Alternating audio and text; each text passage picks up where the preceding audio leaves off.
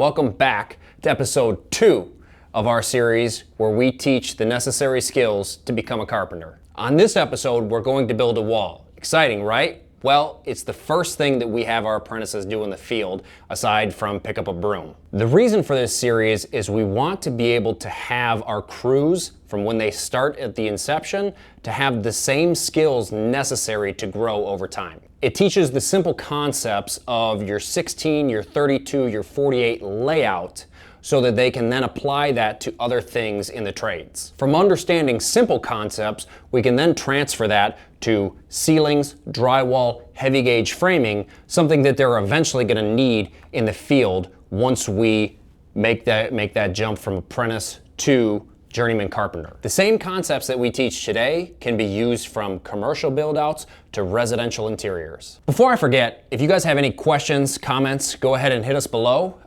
If you like what we're doing, go ahead and subscribe, and let's get out to the field. So now we're here on site, and we're specifically talking 3 and 5 interior framing. When we're talking 3 and 5 interior framing, we're actually talking about the width of the stud. And that's your typical 20 gauge stud, and it comes along with track that you slip into it. And so what we're gonna do right now is we're gonna build this wall behind us that's actually a closet wall, and we'll go through kind of the steps that it takes to get that wall done. It's basic 101 interior framing. We've already got this laid out. My guys laid it out prior to me even getting here. What we've got to do now is we've got drywall up at the top. That's so that they can finish all the ceilings.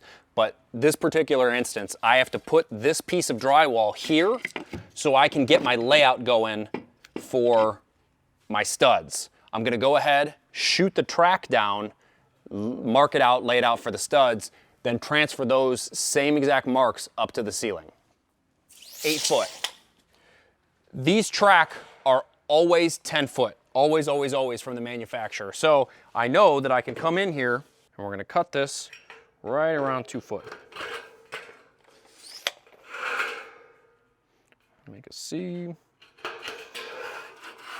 And that should be lined up across. And you could take a knife, I don't happen to have one on me, score the backside, twist it like this, or you could kind of make a half moon shape, cut it like that.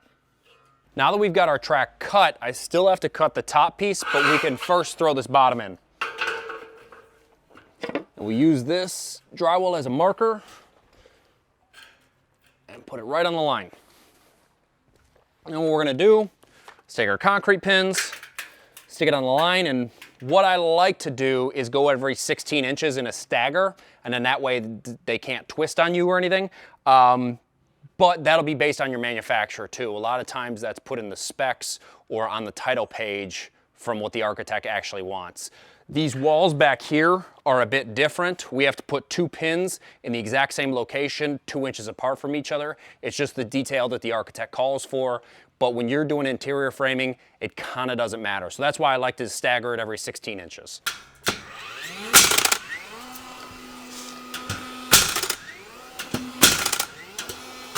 All right, now we're gonna cut our second piece of track for the top so that it can catch these studs. And again, we know it's 2 foot.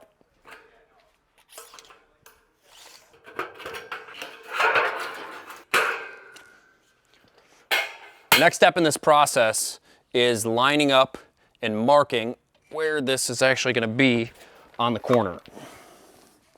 So I'm going to take my laser and put it on this corner over here and then mark it and then mark the other side as well. So right there.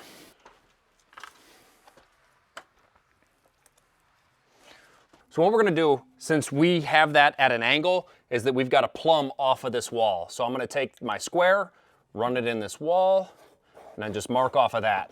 Now I know that my inside is here. I can go ahead and make a mark here with the stud as well, because I don't have the drywall on, but this is gonna be our mark for this side. I'm gonna do the exact same thing on the other side.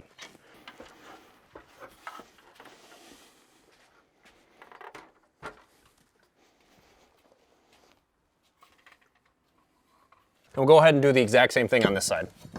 Then we'll be ready to put our top track up. Now that we've got our 2 marks, we're gonna go ahead, put this track up there, on the marks and screw it into a piece of hat channel that we've got above. We'll go down the whole line, screw it in.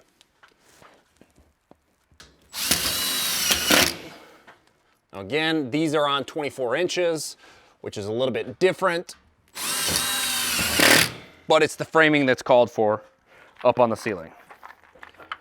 You always want to make sure that you're screwing into the stud, or I'll show you a little trick that we can do a little bit later. This is where it gets a little bit detailed, and I might get a little wordy here, is we've already got our drywall here, so we know that our 5/8 is pulled back. So a lot of times we'd go 16 and 5/8 to account for drywall, but since this drywall is already here, we're gonna butt up and we're gonna go 16 center all the way across. So 16, 32, 48, 64, 80. See if we can sneak another one. No, we're gonna be right at 8 foot. Then I'm gonna take these and transfer them up top.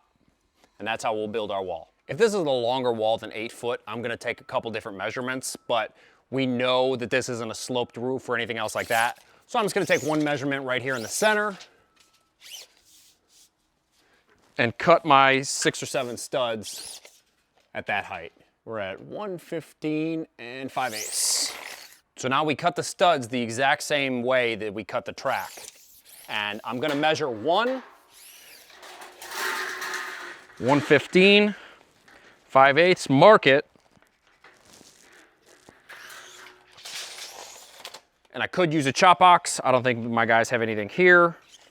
But then I'm gonna measure back so that I know, instead of having to run my tape the full length, that I'm only gonna take 4 3/8 off the entire stud. So little tip there for you, so you don't have to measure the entire thing over again.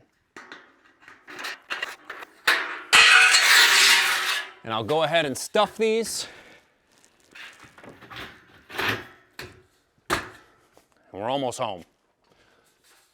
I'll take this, 4 3/8.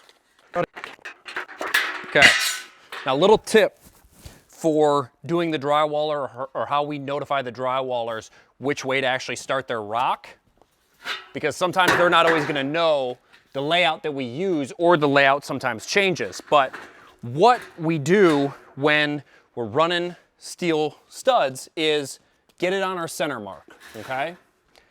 And we call this the hard side and the soft side. So the hard side is always the side that you rock first, okay? Because if you rock the soft side, this stud on the back side, when you're coming across the back side, will flip on you. And then you'll have about a 3/8 inch gap to tape down on the back side.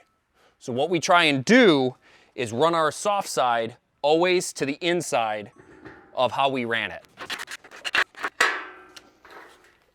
And just to give you guys a little context, what I'm doing here is this is considered the hard side, and this is the soft side. So what happens is that you rock this first so that it locks in this soft side. If you rock this soft side first, as you can see, it bends. And so it causes that stud to flip. That's really hard on the tapers once they come back. So what the framers do is we set them up so that they know where to pull from, so that they can rock this hard side first, whichever way that is. They can rock this first so that this becomes rigid.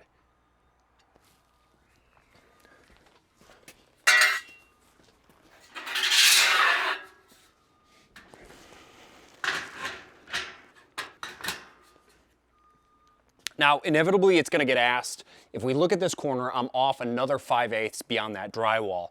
I know that these frames are an inch and a quarter, so we've got to slide 2 sheets of rock past, so I left the track back another 5/8 so that they can slide another sheet of drywall past, so that there's no issue of having to cut the stud back.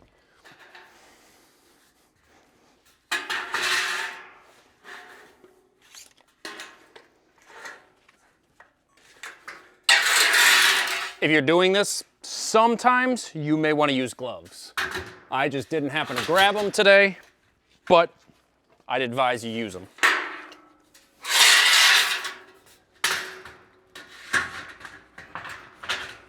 And another thing I want to advise my guys is when you're doing these, make sure whatever side is right side up or whatever the side that you determine is up or down, make sure that they all look the same profile. Sometimes you'll have some that are like this, or you'll be running down and guys will have them like this.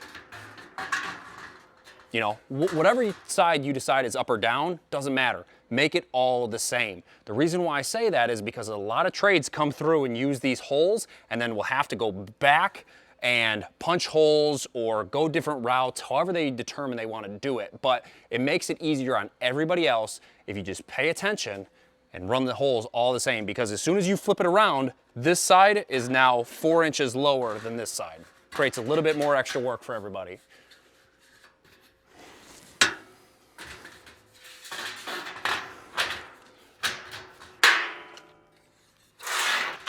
Also wanted to take a second to show everybody, these are called Marina Wear studs, and they've got dimples all across the face and all across the track as well. Now, what these do is these allow themselves to lock in, and I don't know if you guys can actually see it, but what that does, it allows itself to lock in. Now, sometimes your stud is flat on one side and the track is flat as well. So what we do sometimes is we take the top so that it stays, is we take it and we bend it, just flare it out just a little bit, right? So now that gets wedged in between the track and it holds itself. So sometimes when you're dealing with 14, 16, 18 foot studs and it's not the Marina Wear, which is spec'd here, we just take it and we flare out the flange a little bit just to give it a little bit extra width so that it stays before we can go ahead and screw it. Because you're not screwing every single one as you go. You usually stuff walls and then come back and screw the whole thing.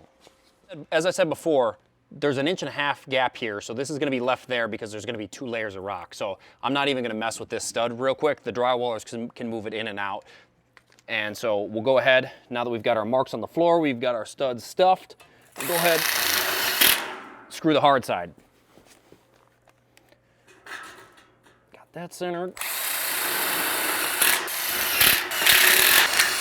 That one, just like the other side, is gonna go ahead and be left as a slapper as well. Just gonna grab this ladder, come through and screw the tops. A couple of minor things left to do, and one of these is plumbing up these studs. I think that's the one. Okay, so I'm gonna take this, I'm gonna set it on this edge, go up top here, run it on my mark, which is right there, and then I can be on my way. Now that I've got this stud plumbed, I'm gonna go ahead, pull all the way across the top at my 16 and go. So that's 16 inches, hooking it here, and go. So that's what I mean by that. We frame on 16s because drywall is 48 inches. And so that's a division of 3. We've got all the tops screwed off, and the last thing to do is come into these corners and screw them off. Now, I'm not gonna go ahead and do that one again because it's got 5/8 that still has to go on it. But what I can do this one is pin it in the corner. So you just run screws at angles in the corners. And that locks that stud in. It's not going anywhere now. And that's the last thing that we have to do to adjust the walls. So it's a pretty simple concept. Once you guys do a couple of those, it's not so bad. You just have to make sure that you plumb your studs. That's really the most important thing because it's gonna save you once you get to the drywall. If you don't plumb them and then you have to go ahead and move them, or you still hang your drywall on that, you might get a little mad at yourself for how you framed it. As always, any comments or suggestions you guys may have, they're always appreciated by us. We've got a few videos coming up in the next few weeks.